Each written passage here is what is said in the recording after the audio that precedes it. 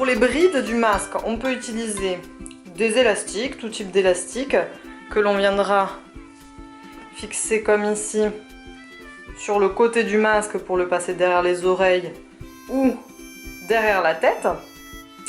Mais j'ai pas choisi cette solution finalement parce que ça demande à régler exactement la bonne longueur en fonction de la taille et les élastiques peuvent se détendre après les lavages à chaud. Donc j'ai préféré utiliser une autre solution qui était d'utiliser des bandes fixées aux quatre coins du masque que l'on va ensuite pouvoir nouer derrière la tête. Et donc le réglage est ainsi plus facile. Alors pour ça on peut utiliser soit du ruban si on en a. Attention quand même avec les rubans en satin comme ça, qui ont tendance à s'effilocher au bout et au bout de quelques lavages, j'en ai certaines qui se défont. Ou alors du biais industriel déjà replié comme ceci, qu'il suffira de replier en deux, donner un coup de fer et piquer en bordure. Mais si on n'a pas suffisamment de stock de biais, on peut utiliser comme ici des bandes de coton que l'on découpera dans notre coton que l'on utilise pour faire le masque, si on a du stock, et que l'on repliera et qu'on coudra comme je vais vous l'expliquer juste après. Donc on va commencer par tracer le patron. J'utilise une feuille A4 à petits carreaux, ça facilitera les prises de mesure. Ma feuille fait 21 cm de large, je vais garder cette largeur et je vais me servir des carreaux pour tracer le haut de mon patron. Je vais ensuite faire un repère à 2 cm, à 18 cm, à 21 cm et à 26 cm. Et je vais tracer des lignes sur ces différents repères. Donc à 2 cm, je vais l'appeler M1. À 18 cm, je vais l'appeler P. À 21 cm, je vais l'appeler M2. Et à 26 cm, ce sera là où je vais découper. Ensuite, je vais déjà faire mes repères pour les plis. Donc, depuis le bord du haut, je vais tracer un repère à 4,5 que j'appellerai A2, un à 9,5 que j'appellerai A1, un à 14,5 que j'appellerai B1 et un à 19,5 que j'appellerai B2. Et je les reporte de l'autre côté également.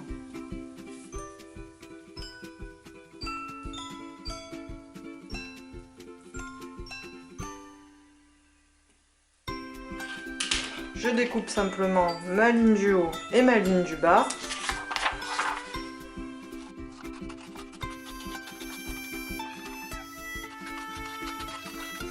Et mon patron est prêt. Je vais maintenant reporter mon patron sur le tissu. Les marges de couture de 1 cm sont comprises, vous n'avez rien à rajouter. Et je vais d'abord sur une bande de coton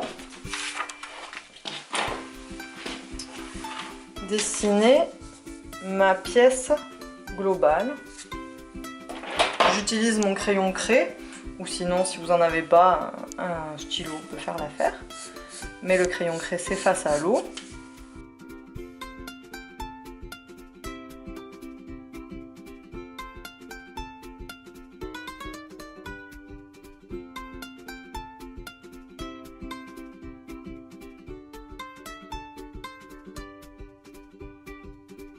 Je vais maintenant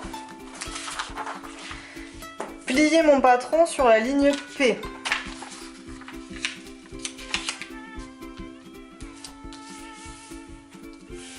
Et découper une seconde pièce intérieure qui sera plus petite de cette taille. Alors là, Je vais la faire d'une autre couleur pour bien voir différencier les deux pièces de tissu, mais vous pouvez les faire dans le même tissu évidemment.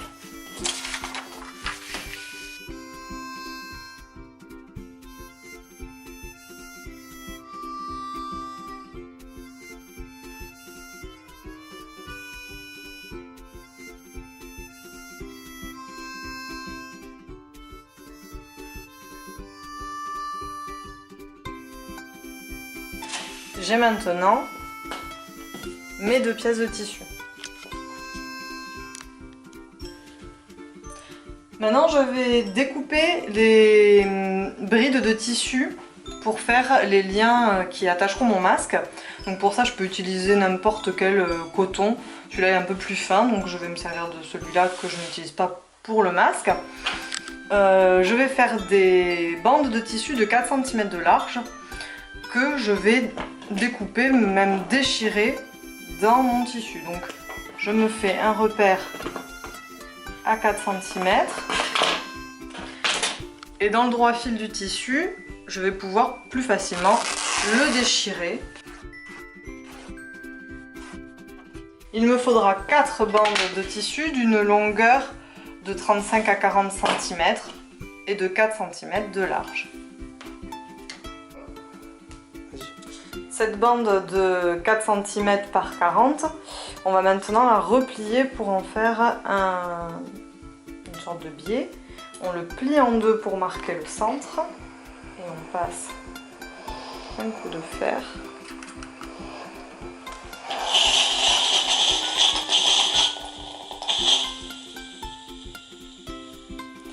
Et on va maintenant plier la partie basse jusqu'au centre qu'on a marqué.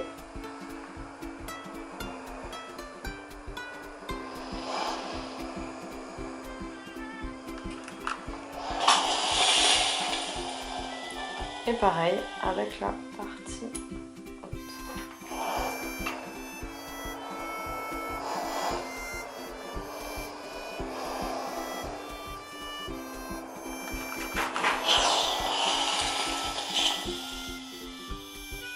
Pour terminer le bout, on va le replier légèrement.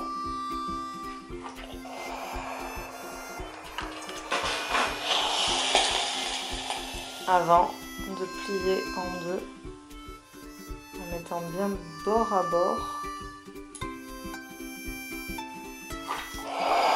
notre tissu.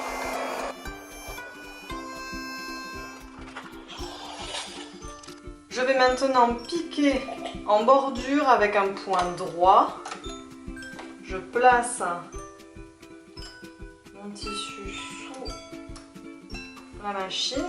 Je pique l'aiguille en bord. Je fais un point d'arrêt en aller-retour pour bloquer ma couture. Et je couds doucement à 1 ou 2 mm du bord pour fixer mon biais. Plus je couds doucement, plus ma couture sera précise.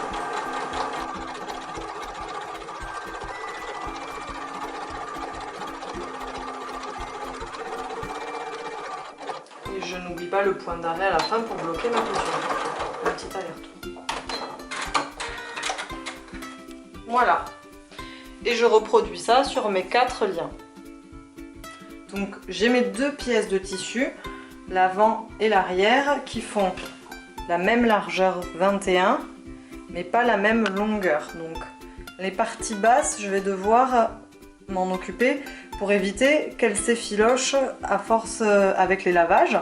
Donc je vais soit les surjeter si vous avez une surjeteuse, sinon on peut faire avec un point zigzag en bordure pour éviter que ça s'effiloche, ou alors sinon vous pouvez aussi faire un petit ourlet en repassant et en faisant une couture en bordure, mais dans ce cas je vais vous conseiller de rajouter un petit peu plus, 1,5 cm environ, sur la partie haute du patron au départ. À la surjeteuse, donc on va surjeter seulement le bord du bas en bordure.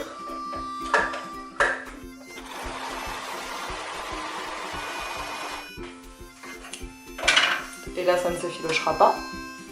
On utilise un point zigzag de la même manière sur le bord, en bordure. On utilisera donc le point zigzag avec une largeur de point d'au moins 5 ou 6 et une longueur de 1. Donc on se place bien en bordure de manière à ce que l'aiguille, lorsqu'elle ira sur la droite, soit au bord du tissu. Et on fait toute la longueur en commençant par un point d'arrêt.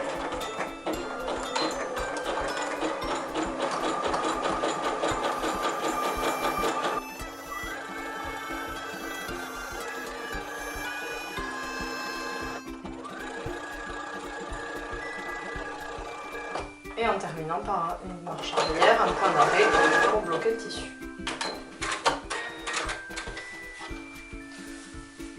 Voilà, avec le point zigzag non plus, ça ne s'effilochera pas au lavage.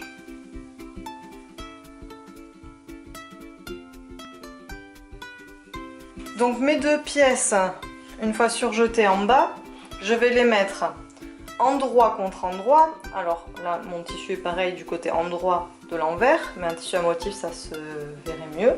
Donc endroit contre endroit, je pose mes deux pièces l'une sur l'autre en les alignant en haut. Et je vais les attacher ensemble sur la partie haute avec des épingles.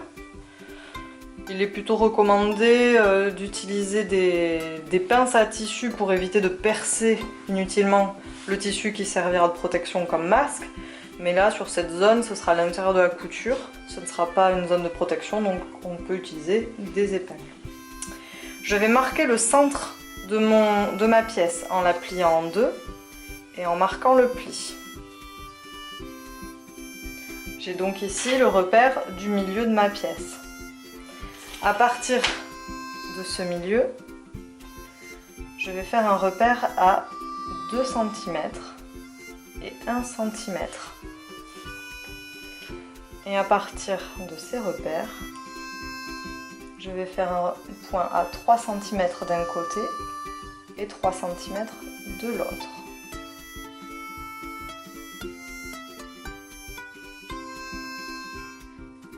Et je vais rentrer de 1 cm et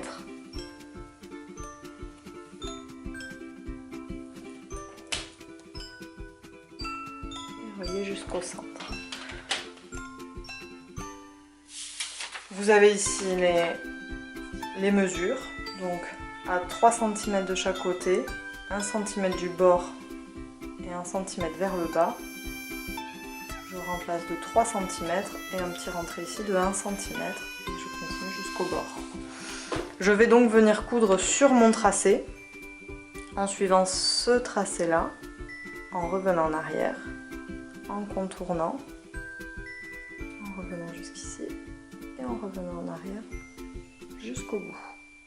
Ce sera l'espace où je mettrai le fil de fer qui fera ma barrette nasale pour placer correctement mon masque sur le nez. Je vais maintenant venir au point droit sur mon marquage. Je commence toujours avec un cran d'arrêt.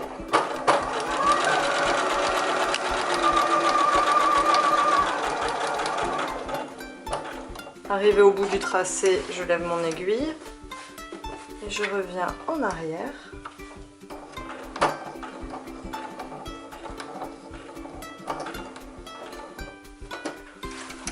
Et je suis le dessin.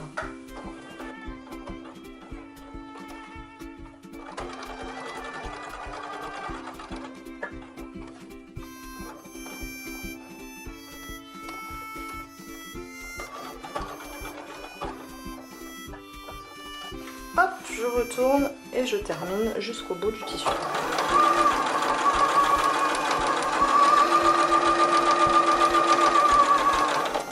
Et je termine par un point d'arrêt.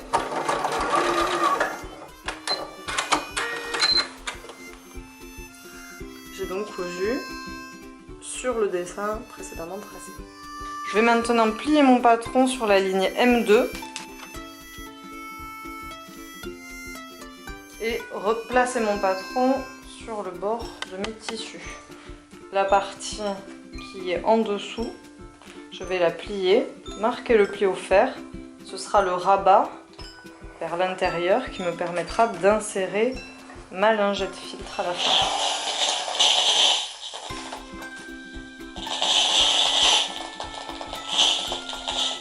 Donc l'intérieur de mon masque se présente comme ceci et l'extérieur sera entièrement gris. Je vais maintenant insérer les bandes de tissu pour les nouer. Donc je les mets à l'intérieur en les laissant dépasser d'environ 1 cm et je les fixe avec une petite pince. Je fais pareil avec la deuxième.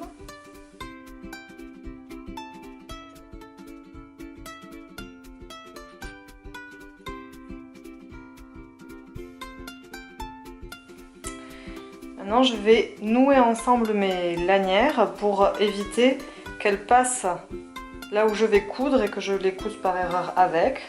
Donc sans trop les tendre,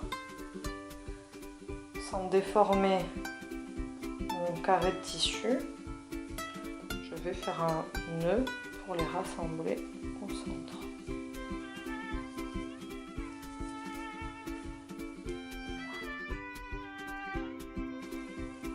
Une fois qu'on a placé les 4 liens, on fait se chevaucher les deux parties du rabat et on les fixe avec deux petites pinces. Maintenant, on va à la machine faire 2 coutures sur les côtés à 1 cm du bord pour fixer tout ça. Je me place sur le repère, le bord de mon tissu sur 1 cm. J'enfonce mon aiguille et je vais coudre sur toute la longueur à 1 cm du bord en commençant par un point d'arrêt.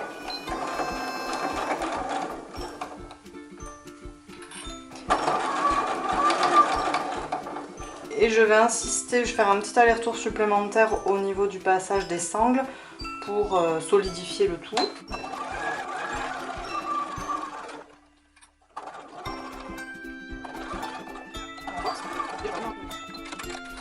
Je reproduis la même chose de l'autre côté.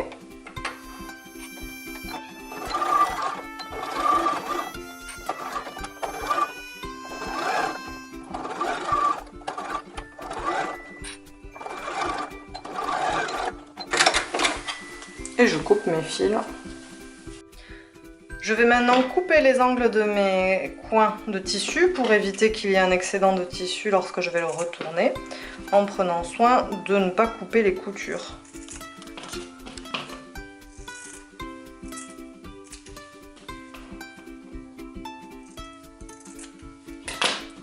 Et je vais retourner mon tissu en dégageant bien les angles.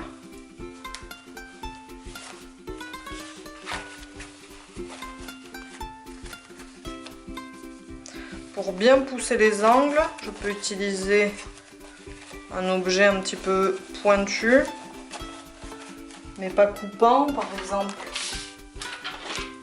le capuchon de mon stylo, pour bien pousser l'angle et ressortir tout le tissu.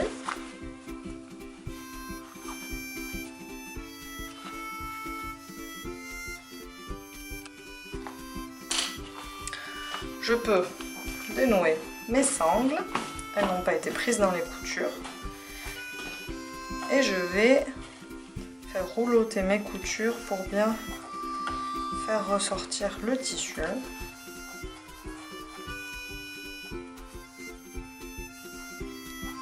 Et passer un coup de fer pour bien aplatir. Une fois mes coutures bien dégagées, j'aplatis tout d'un petit coup de fer.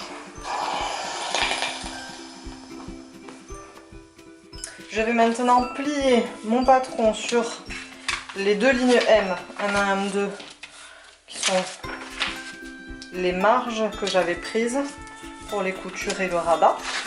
Je me retrouve donc avec un patron qui doit faire la taille à cette étape-là.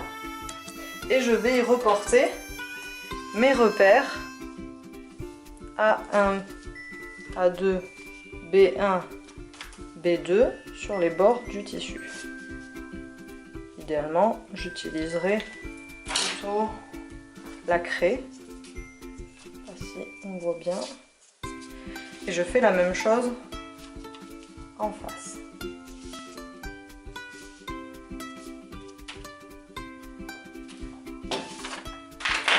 On va faire un masque 2 plis, comme celui préconisé par la FNOR. On peut aussi en faire avec d'autres repères pour faire 3 plis, comme les masques chirurgicaux. Donc on va replier A1 sur A2 de chaque côté et B1 sur B2 de chaque côté. Donc on fait en sorte que mes petits repères se rabattent l'un sur l'autre. Et on marque le pli au fer. Et B1 sur B2 de la même manière vers le bas.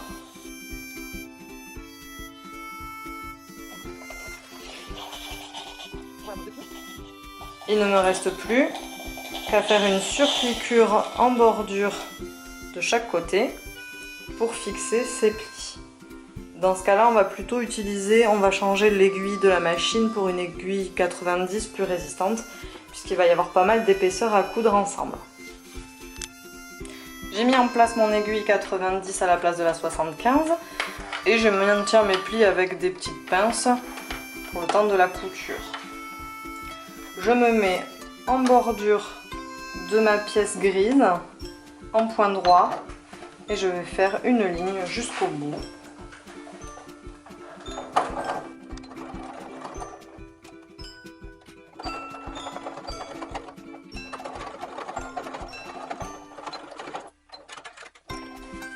Je coupe mes fils et je fais la même chose de l'autre côté.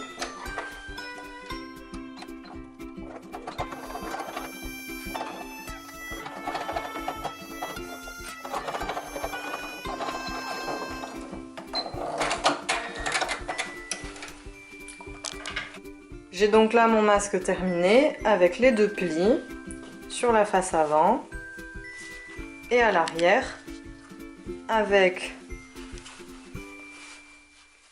une ouverture pour pouvoir y insérer un filtre.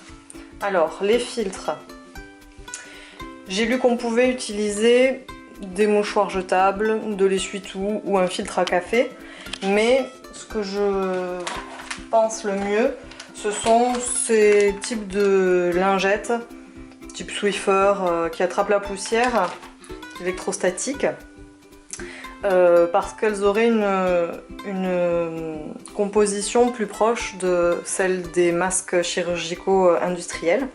Donc on peut redécouper les lingettes. Moi, celles que j'ai achetées sont très grandes, je les ai coupées en 2.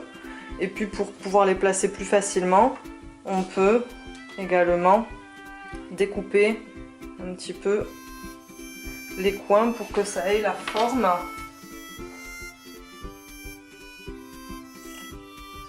de notre masque une fois plié.